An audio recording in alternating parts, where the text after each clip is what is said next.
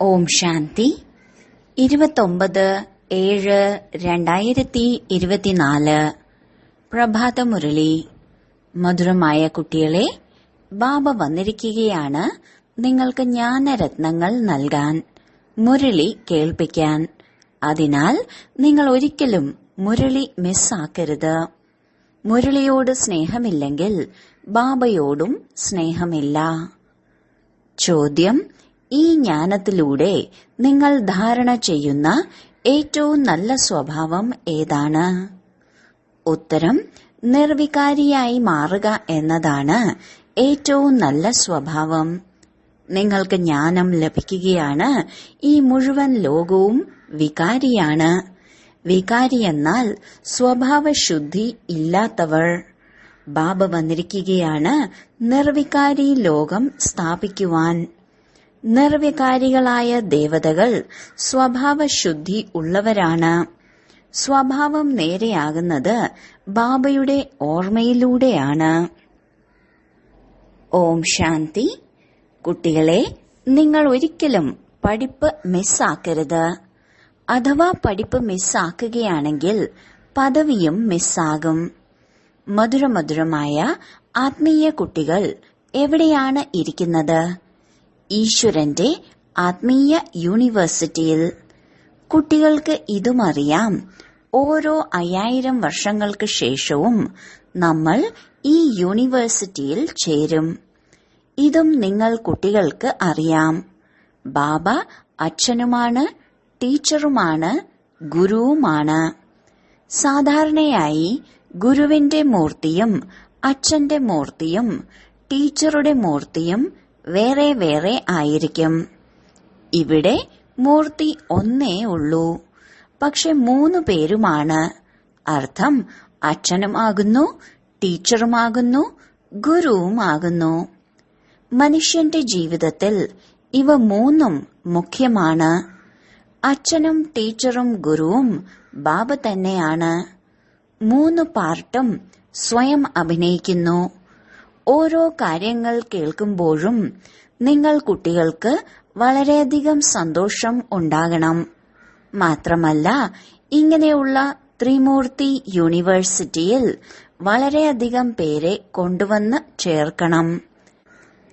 ഏതെല്ലാം യൂണിവേഴ്സിറ്റികളിലാണോ നന്നായി പഠിപ്പിക്കുന്നത് അവിടെ പഠിക്കുന്നവർ മറ്റുള്ളവരോട് പറയാറുണ്ട്, ഈ യൂണിവേഴ്സിറ്റിയിൽ പഠിക്കൂ.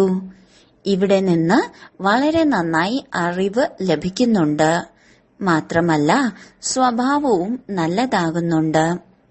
നിങ്ങൾ കുട്ടികളും മറ്റുള്ളവരെ കൊണ്ടുവരണം. മാതാക്കൾ മാതാക്കൾക്കും, പുരുഷന്മാർക്കും മനസ്സിലാക്കി കൊടുക്കണം. നോക്കൂ, ഭഗവാൻ അച്ഛനുമാണ്, ടീച്ചറുമാണ്, ഗുരുവുമാണ്. ഇങ്ങനെ മനസ്സിലാക്കി കൊടുക്കുന്നുണ്ടോ അതോ ഇല്ലയോ എന്ന് ഓരോരുത്തരും തന്റെ ഹൃദയത്തോട് ചോദിക്കൂ. ഇത് സുപ്രീം ഫാദറുമാണ്, സുപ്രീം ടീച്ചറുമാണ്, സുപ്രീം ഗുരുവുമാണ് എന്ന് എപ്പോഴെങ്കിലും തന്റെ മിത്രസംബന്ധികൾക്കും കൂട്ടുകാർക്കും മനസ്സിലാക്കി കൊടുക്കാറുണ്ടോ?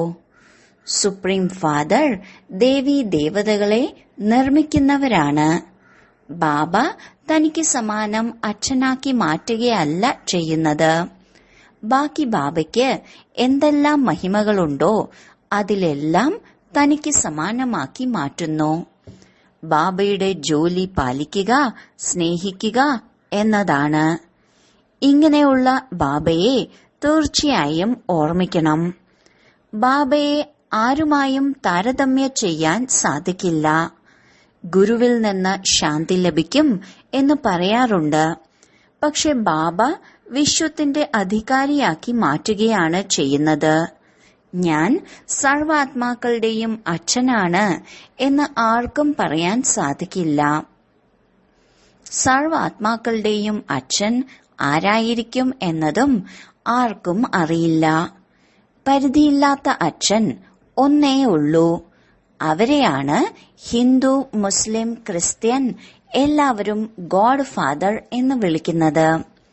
ബുദ്ധി തീർച്ചയായും നിരാകാരന്റെ നേർക്കാണ് പോകുന്നത്. ഇത് ആരാണ് പറഞ്ഞത്? ആത്മാവാണ് ഗോഡ് ഫാദർ എന്ന് പറഞ്ഞത്. എങ്കിൽ തീർച്ചയായും കണ്ടുമുട്ടണം. ഫാദർ എന്ന് പറഞ്ഞിട്ട് ഒരിക്കൽ പോലും കണ്ടില്ലെങ്കിൽ അവരെങ്ങനെ ഫാദർ ആകും? ലോകത്തിലെ മുഴുവൻ കുട്ടികളുടെയും ആഗ്രഹം എന്താണോ അത് പൂർത്തിയാക്കുന്നു. എനിക്ക് ശാന്തിധാമത്തിലേക്ക് പോകണം എന്ന് എല്ലാ ആത്മാക്കൾക്കും ആഗ്രഹമുണ്ട്. ആത്മാവിന് വീട് ഓർമ്മ വരുന്നു. ആത്മാവ് രാവണ രാജ്യത്തിൽ ക്ഷീണിച്ചിരുന്നു. ഇംഗ്ലീഷിലും പറയുന്നുണ്ട്, ഓ ഗോഡ് ഫാദർ, ലിബറേറ്റ് ചെയ്യൂ. തമോ പ്രധാനമായി മാറി പാർട്ട് അഭിനയിച്ച് ശാന്തിധാമത്തിലേക്ക് പോകും. പിന്നീട് ആദ്യം സുഖധാമത്തിലേക്ക് വരും. ഇങ്ങനെയല്ല ആദ്യം തന്നെ വന്ന വികാരിയാകുന്നു. അല്ല, ബാബ മനസ്സിലാക്കി തരുന്നു, ഇത് വേശ്യാലയമാണ്, രാവണ രാജ്യമാണ്. ഇതിനെയാണ് ഘോര നരകം എന്ന് പറയുന്നത്. ഭാരതത്തിൽ അഥവാ ഈ മുഴുവൻ ലോകത്തിൽ എത്ര ശാസ്ത്രങ്ങൾ പഠിക്കുന്നതിനുള്ള പുസ്തകങ്ങളുണ്ട്. ഇതെല്ലാം അവസാനിക്കും. ബാബ നിങ്ങൾക്ക് നൽകുന്ന ഈ സമ്മാനം ഒരിക്കലും അഗ്നിക്കിരയാവില്ല. ഇത് ധാരണ ചെയ്യാനുള്ളതാണ്. എന്താണോ ഉപയോഗിക്കാൻ പറ്റാത്തത് അതിനെ കത്തിക്കുന്നു. ജ്ഞാനമെന്നത് ശാസ്ത്രമൊന്നുമല്ല കത്തിച്ചു കളയാൻ. നിങ്ങൾക്ക് ജ്ഞാനം ലഭിക്കുന്നു. ഇതിലൂടെ നിങ്ങൾ 21 ജന്മങ്ങളിലേക്ക് പദവി പ്രാപ്തമാക്കുന്നു. ഇവരുടെ ശാസ്ത്രവും കത്തിപ്പോകും എന്നല്ല. ഈ ജ്ഞാനം സ്വയം തന്നെ ലോപിച്ചു പോകും. പഠിക്കുന്നതിനായി പുസ്തകമൊന്നുമില്ല. ജ്ഞാന വിജ്ഞാന ഭവനം എന്ന പേരുമുണ്ട്. പക്ഷേ ഈ പേര് എന്തുകൊണ്ട് വന്നു, ഇതിന്റെ അർത്ഥം എന്താണ് എന്നതൊന്നും അവർക്കറിയില്ല. ജ്ഞാനവിജ്ഞാനത്തിന്റെ മഹിമ എത്ര ഭാരിച്ചതാണ്. ജ്ഞാനം അർത്ഥം സൃഷ്ടിചക്രത്തിന്റെ ജ്ഞാനം.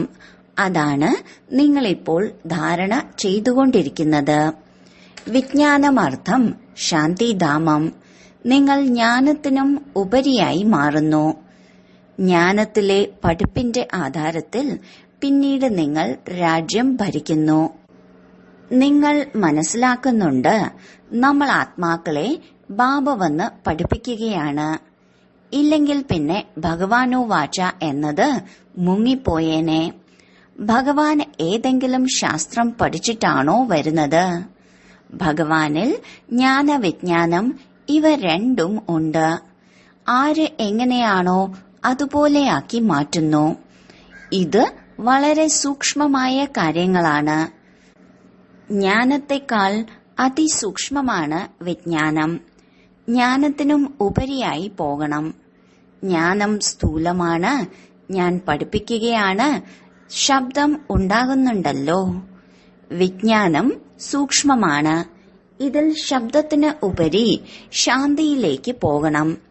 ഈ ശാന്തിക്ക് വേണ്ടി തന്നെയാണ് അലയുന്നത്. സന്യാസിമാരുടെ അടുത്തേക്ക് പോകുന്നു.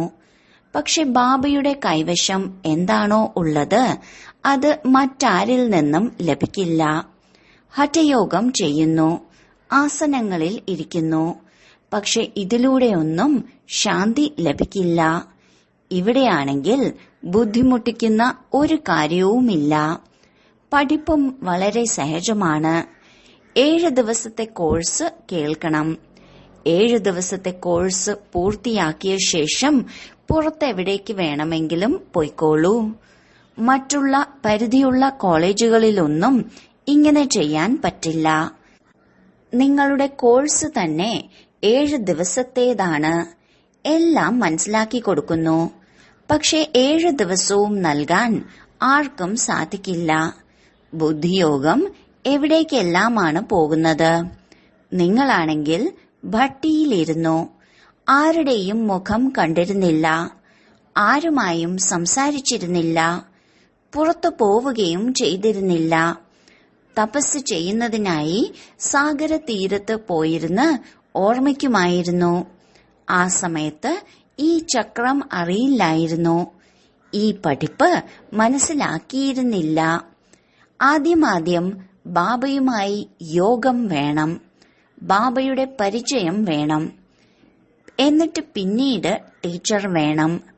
ബാബയുമായി എങ്ങനെയാണ് യോഗം വെക്കേണ്ടത് എന്നത് ആദ്യം പഠിക്കണം. എന്തുകൊണ്ടെന്നാൽ ഈ ബാബ അശരീരിയാണ്. ബാക്കിയുള്ളവരാണെങ്കിൽ അംഗീകരിക്കുന്നുമില്ല. ഈശ്വരീയ പിതാവ് സർവവ്യാപിയാണ് എന്നാണ് പറയുന്നത്. സർവവ്യാപിയാണ് എന്ന ജ്ഞാനമാണ് നടന്നു വരുന്നത്. ഇപ്പോൾ നിങ്ങളുടെ ബുദ്ധിയിൽ ഈ കാര്യമില്ല. നിങ്ങൾ വിദ്യാർത്ഥികളാണ്.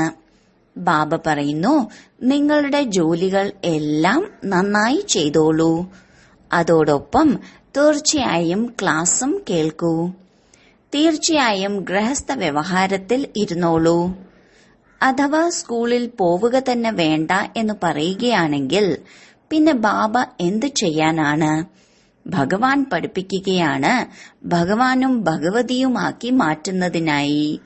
ഭഗവാന്റെ വാക്കുകളാണ്, ഞാൻ നിങ്ങളെ രാജാക്കന്മാരുടെയും രാജാവാക്കി മാറ്റും. എങ്കിലെന്താ, ഭഗവാനിൽ നിന്ന് രാജയോഗം പഠിക്കുകയില്ലേ? ഇങ്ങനെ ആർക്ക് നിലനിൽക്കാൻ സാധിക്കും? അതിനാലാണ് നിങ്ങൾ ഓടി വന്നത്. വിഷത്തിൽ നിന്ന് രക്ഷപ്പെടാനാണ് ഓടി വന്നത്. നിങ്ങൾ വന്ന് ഭട്ടിയിൽ ഇരുന്നു. ആർക്കും കാണാൻ സാധിച്ചില്ല. വന്ന് കാണാൻ കഴിഞ്ഞില്ല. ആരെയും കാണുക പോലും ചെയ്തില്ല. പിന്നെ ആരെ ഓർമ്മിക്കാനാണ്? ഭഗവാനാണ് പഠിപ്പിക്കുന്നത് എന്നത് കുട്ടികൾക്ക് നിശ്ചയമുണ്ട്. എന്നിട്ടും ഒഴിവ് കഴിവ് പറയുന്നു. അസുഖമാണ്, ഇന്ന ജോലി ഉണ്ടായിരുന്നു. ബാബയ്ക്ക് നിരവധി ഷിഫ്റ്റുകൾ നൽകാൻ സാധിക്കും. ഇന്നത്തെ കാലത്ത് സ്കൂളുകളിലും ഷിഫ്റ്റുകൾ നൽകുന്നു. ഇവിടെ അധികം പഠിപ്പൊന്നുമില്ല. കേവലം അല്ലാഹുവിനെയും സമ്പത്തിനെയും മനസ്സിലാക്കാൻ വളരെ നല്ല ബുദ്ധി വേണം. അല്ലാഹുവും സമ്പത്തും ഇത് ഓർമ്മിക്കൂ. എല്ലാവരോടും പറയൂ. ത്രിമൂർത്തികളുടെ ഒരുപാട് ചിത്രങ്ങൾ നിർമ്മിക്കുന്നുണ്ട്. പക്ഷെ അതിനു മുകളിൽ ശിവബാബയെ കാണിക്കുന്നില്ല. ഗീതയുടെ ഭഗവാൻ ശിവനാണ് എന്നത് മനസ്സിലാക്കുന്നില്ല. ബാബയിൽ നിന്ന് ജ്ഞാനം നേടിയാണ് വിഷ്ണു ഉണ്ടാകുന്നത്. രാജയോഗമല്ലേ? ഇപ്പോൾ ഇത് വളരെയധികം ജന്മങ്ങളുടെ അന്തിമ ജന്മമാണ്. എത്ര സഹജമായി മനസ്സിലാക്കാവുന്നതാണ്. പുസ്തകം മുതലായവ ഒന്നും കയ്യിലില്ല. കേവലം ഒരു ബാഡ്ജ് മാത്രം. അതിലും ത്രിമൂർത്തിയുടെ ചിത്രം. ബാബ എങ്ങനെയാണ് ബ്രഹ്മാവിലൂടെ പഠിപ്പ് പഠിപ്പിച്ച് വിഷ്ണുവിന് സമാനമാക്കി മാറ്റുന്നത് എന്നത് ഇതിലൂടെ മനസ്സിലാക്കി കൊടുക്കണം. പലരും കരുതുന്നുണ്ട്, എനിക്ക് രാധയെ പോലെയായി മാറണം. കലശം ലഭിച്ചിരിക്കുന്നത് മാതാക്കൾക്കാണ്. രാധയുടെ അനേക ജന്മങ്ങളുടെ അന്തിമ ജന്മത്തിൽ അവർക്ക് കലശം ലഭിക്കുന്നു. ഈ രഹസ്യവും ബാബയ്ക്ക് മാത്രമേ മനസ്സിലാക്കി തരാൻ സാധിക്കൂ. ബാക്കി ഒരു മനുഷ്യനും ഇതറിയില്ല. നിങ്ങളുടെ അടുത്തേക്ക് സെന്ററിൽ എത്ര പേരാണ് വരുന്നത്? ചിലർ ഒരു ദിവസം വരും, പിന്നെ 4 ദിവസം വരില്ല. എങ്കിൽ ചോദിക്കണം, ഇത്രയും ദിവസം നിങ്ങൾ എന്ത് ചെയ്യുകയായിരുന്നു? ബാബയെ ഓർമ്മിച്ചിരുന്നോ? സ്വദർശന ചക്രം കറക്കിയിരുന്നോ? ആരാണോ വളരെയധികം ദിവസങ്ങൾക്ക് ശേഷം വരുന്നത് അവർക്ക് എഴുതി ചോദിക്കുകയും ചെയ്യാം. ചിലർ സ്ഥലം മാറി പോകാറുണ്ട്. എങ്കിലും അവർ തീർച്ചയായും സെന്ററിന്റേത് തന്നെയാണ്. കാരണം അവർക്ക് മന്ത്രം ലഭിച്ചിട്ടുണ്ട്. ബാബയെ ഓർമ്മിക്കണം, പിന്നെ സ്വദർശന ചക്രം കറക്കണം. ബാബ വളരെ സഹജമായ കാര്യമാണ് മനസ്സിലാക്കി തന്നത്. 2 വാക്കുകളേ ഉള്ളൂ. മന്മനാഭവ, എന്നെ ഓർമ്മിക്കൂ, ഒപ്പം സമ്പത്തിനെയും ഓർമ്മിക്കൂ. ഇതിൽ മുഴുവൻ ചക്രവും വരും. ആരെങ്കിലും ശരീരം വിട്ടാൽ ഉടൻ പറയും അവർ സ്വർഗം പോകി എന്ന്. പക്ഷെ സ്വർഗം എന്താണ് ഇതാർക്കും അറിയില്ല. നിങ്ങളിപ്പോൾ മനസ്സിലാക്കുന്നുണ്ട്, അവിടെ രാജധാനിയുണ്ട്. ഉയർന്ന ആളിൽ നിന്നും താഴെയുള്ള ആളുവരെ, ധനികനിൽ നിന്നും ദരിദ്രൻ വരെ എല്ലാവരും സുഖി ആയിരിക്കും. ഇതാണ് ദുഃഖിതരുടെ ലോകം, അതാണ് സുഖികളുടെ ലോകം. ബാബ മനസ്സിലാക്കി തരുന്നത് വളരെ നന്നായിട്ടാണ്. കട നടത്തുന്ന ആളായാലും ശരി, എന്തായാലും ശരി, പഠിപ്പിന്റെ കാര്യത്തിൽ ഒഴിവുകഴിവ് പറയുന്നത് നല്ലതായി തോന്നുന്നില്ല. വരുന്നില്ലെങ്കിൽ അവരോട് ചോദിക്കണം, നിങ്ങൾ ബാബയെ എത്ര ഓർമ്മിച്ചു? സ്വദർശന ചക്രം കറക്കുന്നുണ്ടോ? കഴിക്കൂ, കുടിക്കൂ, ചുറ്റിക്കറങ്ങൂ, അതിനൊരു തടസ്സവും പറയുന്നില്ല. ഇതിനായും സമയം മാറ്റിവെക്കൂ. മറ്റുള്ളവരുടെ മംഗളവും ചെയ്യണം. ചിന്തിക്കൂ, അഥവാ ഒരാളുടെ ജോലി വസ്ത്രം അലക്കുക എന്നതാണ് എങ്കിൽ വളരെയധികം പേർ വരും. മുസ്ലിം ആകട്ടെ, പാഴ്സി ആകട്ടെ, അല്ലെങ്കിൽ ഹിന്ദു ആകട്ടെ, പറയൂ, നിങ്ങൾ സ്ഥൂലത്തിലുള്ള വസ്ത്രം അലക്കുന്നു. പക്ഷെ നിങ്ങളുടെ ഈ ശരീരം ഇത് വളരെ പഴയ അഴുക്ക് നിറഞ്ഞ വസ്ത്രമാണ്. ആത്മാവും തമോ പ്രധാനമാണ്. ഇതിനെ സതോ പ്രധാനവും ശുദ്ധവുമാക്കി മാറ്റണം. ഈ മുഴുവൻ ലോകവും തമോ പ്രധാനമായ പതീതമായ കലിയുഗമാണ്. തമോ പ്രധാനത്തിൽ നിന്നും സതോ പ്രധാനമാകണം എന്ന ലക്ഷ്യമുണ്ടല്ലോ. ഇത് ചെയ്യൂ, ചെയ്യാതിരിക്കൂ, മനസ്സിലാക്കൂ, മനസ്സിലാക്കാതിരിക്കൂ, അത് നിങ്ങളുടെ ഇഷ്ടം. നിങ്ങൾ ആത്മാവല്ലേ? ആത്മാവിന് തീർച്ചയായും പവിത്രമാകണം. ഇപ്പോഴാണെങ്കിൽ നിങ്ങളുടെ ആത്മാവ് അപവിത്രമായിരിക്കുന്നു. ആത്മാവ്, ശരീരം രണ്ടും കറ പുരണ്ടതാണ്. അതിനെ ശുദ്ധമാക്കുന്നതിനായി നിങ്ങൾ ബാബയെ ഓർമ്മിക്കൂ.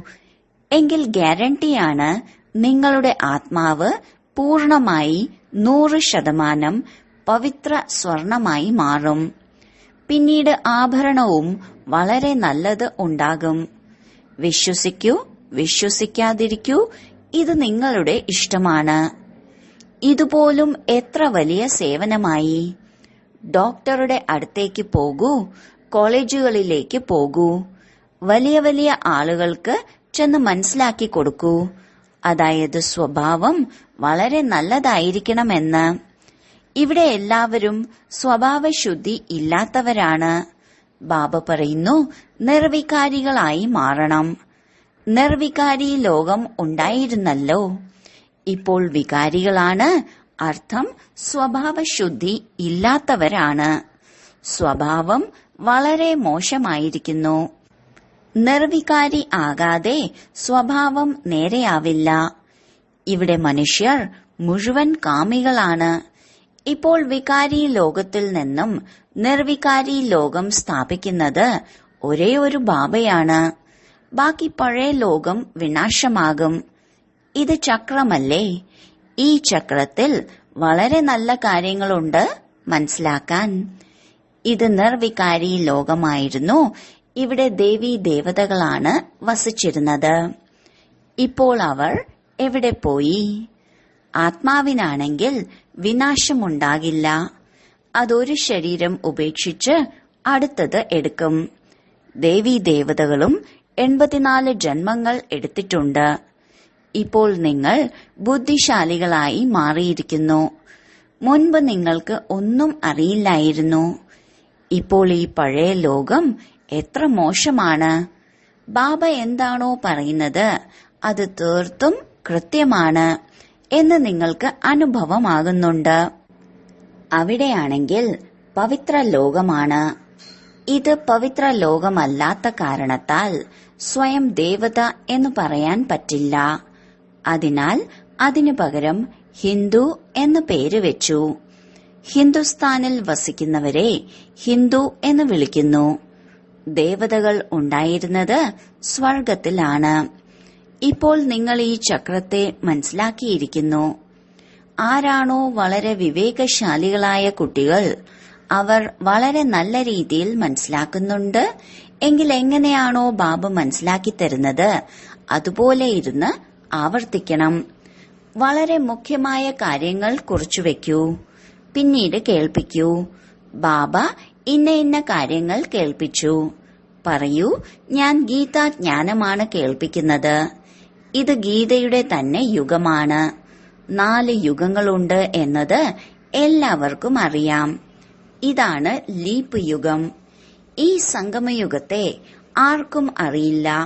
നിങ്ങൾക്കറിയാം, ഇത് പുരുഷോത്തമ സംഗമയുഗമാണ്. മനുഷ്യർ ശിവജയന്തിയും ആഘോഷിക്കുന്നുണ്ട്. പക്ഷെ ഭഗവാൻ എപ്പോഴാണ് വന്നത്, എന്താണ് ചെയ്തത്, ഇതൊന്നും അറിയില്ല. ശിവജയന്തിക്ക് ശേഷമാണ് കൃഷ്ണജയന്തി, പിന്നീടാണ് രാമജയന്തി. ജഗദംബയുടെയും ജഗത് പിതാവിന്റെയും ജയന്തി ആരും ആഘോഷിക്കുന്നില്ല. എല്ലാവരും നമ്പർ വയസ്സായല്ലേ വരുന്നത്. ഇപ്പോൾ നിങ്ങൾക്ക് ഈ മുഴുവൻ ജ്ഞാനവും ലഭിച്ചു. ശരി, വളരെ കാലത്തെ വേർപാടിനു ശേഷം തിരികെ കിട്ടിയ മധുരമധുരമായ ഓമന സന്താനങ്ങൾക്ക് മാതാവും പിതാവുമായ ബാബ്ദാദയുടെ സ്നേഹസ്മരണകളും പുലർക്കാല വന്ദനവും. ആത്മീയ പിതാവിന്റെ ആത്മീയ കുട്ടികൾക്ക് നമസ്കാരം. ധാരണയ്ക്കുള്ള മുഖ്യസാരം. 1. നമ്മുടെ അച്ഛൻ സുപ്രീം ഫാദറും സുപ്രീം ടീച്ചറും സുപ്രീം സദ്ഗുരുവുമാണ്. ഈ കാര്യം എല്ലാവരെയും കേൾപ്പിക്കണം. അല്ലാഹുവിന്റെയും സമ്പത്തിന്റെയും പഠിപ്പ് പഠിക്കണം. 2. ജ്ഞാനം അർത്ഥം സൃഷ്ടിചക്രത്തിന്റെ ജ്ഞാനം. ഇത് ധാരണ ചെയ്ത് സ്വദർശന ചക്രധാരിയായി മാറണം. മാത്രമല്ല, വിജ്ഞാനമർത്ഥം ശബ്ദത്തിനുപരി ശാന്തിയിലേക്ക് പോകണം. 7 ദിവസത്തെ കോഴ്സ് കഴിഞ്ഞ് എവിടെയിരുന്നാണെങ്കിലും പഠിപ്പ് പഠിക്കണം. വരദാനം: സേവനത്തിൽ പേര് പ്രശസ്തിയുടെ പാകപ്പെടാത്ത ഫലത്തെ ത്യാഗം ചെയ്ത് സദാ പ്രസന്ന ചിത്തരായിരിക്കുന്ന അഭിമാനത്തിൽ നിന്നും മുക്തരായി ഭവിക്കട്ടെ.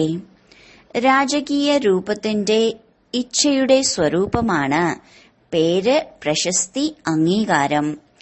ആരാണോ പേരിനു വേണ്ടി സേവനം ചെയ്യുന്നത് അവരുടെ പേര് അല്പകാലത്തേക്ക് മാത്രമായിരിക്കും. എന്നാൽ ഉയർന്ന പദവിയിൽ പിറകിലായിരിക്കും. എന്തുകൊണ്ടെന്നാൽ പാകമല്ലാത്ത ഫലമാണ് കഴിച്ചത്. സേവനത്തിന്റെ റിസൾട്ടിൽ എനിക്ക് അംഗീകാരം ലഭിക്കണമെന്ന് പല കുട്ടികളും ചിന്തിക്കാറുണ്ട്. എന്നാൽ ഇത് അംഗീകാരമല്ല, അഭിമാനമാണ്. എവിടെ അഭിമാനമുണ്ടോ അവിടെ പ്രസന്നത ഉണ്ടാകില്ല. അതിനാൽ അഭിമാനത്തിൽ നിന്ന് മുക്തമായി സദാ പ്രസന്നതയുടെ അനുഭവം ചെയ്യൂ. സ്ലോഗൻ: പരമാത്മാ സ്നേഹത്തിന്റെ സുഖദായി ഊഞ്ഞാലിലാടൂ, എന്നാൽ ദുഃഖത്തിന്റെ അലകൾക്ക് വരാൻ സാധിക്കില്ല. ഓം ശാന്തി.